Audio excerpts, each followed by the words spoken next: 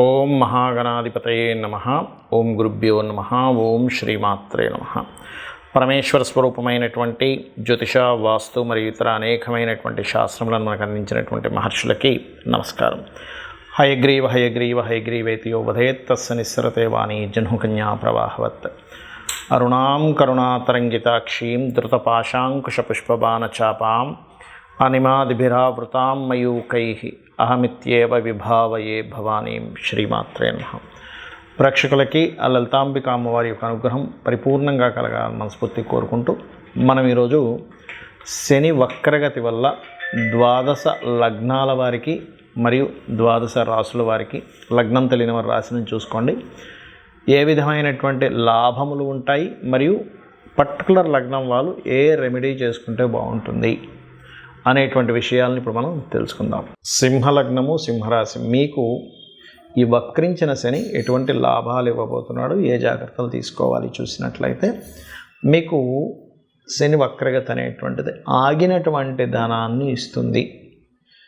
అదేవిధంగా వ్యాపారంలో అభివృద్ధి వైపు వెళ్ళనుంది. మీ యొక్క వ్యాపార లాభాలు కానివ్వండి, వ్యాపార సంబంధించినటువంటి విషయాలు కానివ్వండి, గతంలో ఇంటర్వ్యూస్కి వెళ్ళి ఫెయిల్యూర్ అయినటువంటివి ఏవైతే ఉంటాయో ఇప్పుడు మరలా ఆ యొక్క ఇబ్బంది అనేటువంటి తగ్గి కాస్త ఉద్యోగ అవకాశాలు రావడానికి శని వక్రగతి యోగిస్తుంది. బికాజ్ ఆఫ్ సప్తమ స్థానంలో ఉండే శని 6వ స్థానంలోకి వస్తున్నాడు. 6వ స్థానం అనేటువంటి నిత్యకర్మ, అంటే మీ ప్రయత్నం సిన్సియర్గా ఎంత చేస్తారో దానికి తగ్గ రిజల్ట్ అనేటువంటిది 6లో ఉండే శని ఇస్తాడు. ఇప్పుడు సింహలగ్నం వారికి ఇస్తున్నాడు. అలా సింహలగ్నం వారు, సింహరాశి వారికి 6th హౌస్లోకి రాకపోయినా 6th హౌస్ రిజల్ట్స్ జరుగుతుంటాయి ఇక్కడ. కాకపోతే ఈ సప్తమ స్థానంలో ఉండే శని వక్రించడం వల్ల పార్ట్నర్స్ తప్పుకోవడము, పార్ట్నర్స్ మారడము, లేదా మీ యొక్క జీవిత భాగస్వామి ఏదైనా వేరే ప్రదేశానికి వెళ్ళడము, విదేశాలకు కానివ్వండి, వేరే రాష్ట్రాలకు కానివ్వండి, ఉద్యోగరీత్యా వెళ్ళడం అనేటువంటిది చాలా స్పష్టంగా చూపిస్తుంది. అయితే ఇక్కడ ఉద్యోగ అవకాశాలు, ఇంటర్వ్యూస్లో సెలెక్ట్ అవ్వడము, బిజినెస్ రంగాల్లో ఉండేటువంటి వారు కొంతవరకు లాభదాయకంగా ఉండడము, ఇటువంటివన్నీ వస్తూ దీంతోపాటు 6లోకి వెళ్ళేటువంటి శని రుణ సంబంధించినటువంటి విషయంలో కూడా పాజిటివ్స్ని ఇస్తాడు. అంటే రుణాలు లభించేలా చేస్తాడు ఇక్కడ. ఇక మీరు చేయవలసినటువంటి దేవత ఆరాధన కానివ్వండి, జాగ్రత్తలు కానీ తీసుకోవాలి అంటే ఈ 4 మరియు 9 అధిపతి అయినటువంటి కుజుడి మీద శని దృష్టి ఉన్నందుకు ఈ పర్టికులర్గా ఈ వక్రించిన శని వల్ల, ఎందుకంటే వక్రించిన శని మనకి అక్కడి నుంచి మకరంలోకి వచ్చినా, కుజుడు ఒకవేళ వృషభంలోకి వెళ్ళినా 159 యాక్సెస్లో అది కనెక్ట్ అవుతూ ఉంటాడు. కాబట్టి అది చూసుకున్నట్లయితే కొంత మీరు ఇక్కడ ప్రాపర్టీస్ కానీ, మైనింగ్ చేసేటువంటి వారు కానీ, అదేవిధంగా ఎనీథింగ్ గృహోపకరణాలు అమ్మేటువంటి వారు కానివ్వండి, అంటే రియల్ ఎస్టేట్ రంగాలు, మన రైతులు పర్టికులర్గా కొంచెం వాళ్ళు ఏదైనా నిర్ణయం తీసుకున్నప్పుడు, వాళ్ళు ఏదైనా పని చేసేటప్పుడు కొద్దిగా చూసి నిర్ణయాలు తీసుకోవాలి. మరియు ప్రేమ వ్యవహారాల మూలంగా కొంతవరకు నిందలు అనుభవించాల్సిన స్థితి వస్తుంది ఈ శని వక్రగతి వల్ల. ఎందుకంటే ఇప్పుడు చూడండి, సప్తమంలో ఉన్న శని వక్రించాడు అంటే ఏంటి, ప్రేమ తర్వాత వివాహం చేసుకుందామని అనుకునేసరికి వాళ్ళు వద్దనడము, లేకపోతే మీకు వద్దనిపించడము, దీనివల్ల కొంత కాన్ఫ్లిక్షన్స్ వస్తుంటాయి.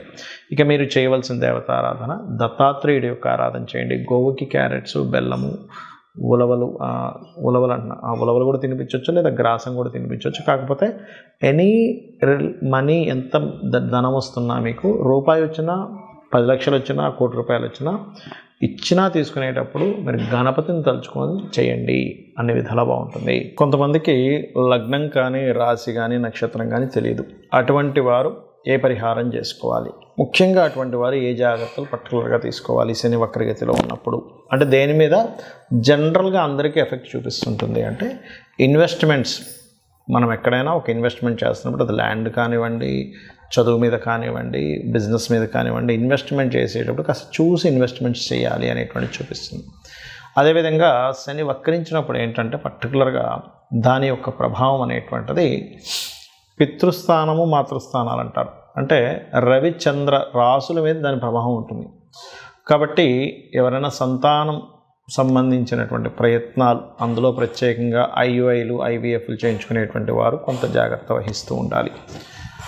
అలాగే ఈ శని యొక్క వక్రగతి పర్టికులర్గా ఏలినాటి శని, అర్ధాష్టమి శని, అష్టమ శని ఉన్నటువంటి వారికి దాని ప్రభావం కొంత తగ్గుతుంది. అది ఏ రాశుల వారికి అంటే, ఇప్పుడు చూడండి, మనకి ఈ మకర రాశి ఉందనుకోండి, మకర రాశి వారికి ఏలినాటి శని లేదు, వెళ్ళిపోయింది. కానీ వక్రగతి వెనక్కి రావడం వల్ల మకర రాశి వారికి కొంత ఏలినాటి శని ప్రభావం ధనస్థానం మీద పడుతూ ఉంటుంది. మన కుంభరాశి వారికి జన్మంలో ఉన్నటువంటి శని వెనక్కి వెళ్ళినట్టు అవుతూ ఉంటుంది. అంటే ఏమిటి, కొంచెం స్ట్రెస్ తగ్గుతూ ఉంటుంది. మీనం వారికి ఏలినాటి శని ప్రారంభమై 1.5 year అయినప్పటికీ ఇప్పుడు మరలా ఏలినాటి శని లేని ప్రభావం కనిపిస్తూ ఉంటుంది. అలాగే కర్కాటకం వారికి అష్టమ శని ప్రభావం తగ్గడము, వృశ్చికం వారికి అర్ధాష్టమ శని ప్రభావం తగ్గుతూ ఉంటుంది. అయితే ఇక్కడ మీరు అర్థం చేసుకోవాల్సిన విషయం ఏంటంటే, శని భగవానుడి యొక్క మహాదశ నడుస్తున్నా, ఏలినాటి శని, అర్ధాష్టమ శని, అష్టమ శని నడుస్తున్నా ఏమీ కంగారు పడాల్సిన అవసరం లేదు. ఆయన ఏమీ మిమ్మల్ని హింసించడు. ఒకటే గుర్తుపెట్టుకోండి, ఆయన కర్మనిస్తుంటాడు. కర్మ అనేటువంటిది మనం చేసేటప్పుడు శ్రమ అనేటువంటిది ఖచ్చితంగా ఉంటుంది. ఎందుకంటే శని భగవానుడు శ్రమకారకుడు, కర్మకారకుడు, ఆలస్యానికి కారకుడు, మందుడు అంటూ ఉంటారు జ్యోతిష్ శాస్త్రంలో. అందుకని ఏమిటి, కాస్త శ్రమ ఆలస్యం అవుతుంది, ఇంతే గుర్తుపెట్టుకోండి. మనం చూడండి, ఏదైనా ఒకటి ఇన్ఫర్మేషన్ ముందే మనకి ఇది ఇప్పట్లో రాదు, కొన్ని రోజులు టైం పడుతుంది అని ముందుగా మనం ఫిక్స్ అయ్యామనుకోండి ఏదైనా ఒక విషయంలో, మనం అప్పుడు ఇబ్బంది పడం. అలా కాకుండా ఈరోజే వచ్చేస్తుందండి మనకు ఆ రిజల్ట్, లేకపోతే ఈరోజే మనం దాన్ని మనీ ఇస్తాను, వ్యక్తి ఇచ్చేస్తాను అన్నాడు అన్నప్పుడు మాత్రమే అది రేపటికి పోస్ట్పోన్ అయితే మనం స్ట్రెస్ ఫీల్ అవుతాం. అలా కాకుండా ఓ వారం 10 రోజుల్లో వస్తుందని మనం ఫిక్స్ అయితే, ఒక రేపు వచ్చింది అనుకోండి ఆ రిజల్ట్, మనకు రావాల్సిన లాభము, అప్పుడు అదే తొందరగానే వచ్చింది అనుకుంటాం. అలా ఏంటంటే ఈ రాశుల వారు పర్టికులర్గా ఈ 4.5 నెలలు అంటే ఎవరెవరు, ఇప్పుడు ఈ మిథున రాశి వారికి అష్టమ శని యొక్క ప్రభావం పడుతూ ఉంటుంది ఈ వక్రించడం వల్ల.